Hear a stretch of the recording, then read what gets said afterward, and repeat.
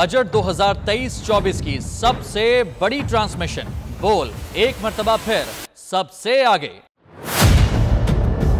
वजीर खजाना की बजट तकरीर की सबसे बड़ी कवरेज। 62% अवाम ने देखा बोल की स्क्रीन पर। Welcome back to the budget transmission.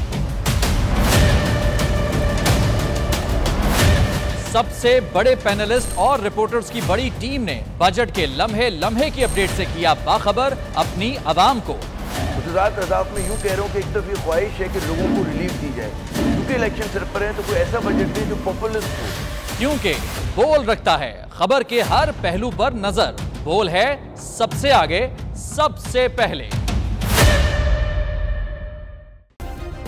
Subscribe करें और बेल दबाएं ताकि कोई खबर रह न जाए।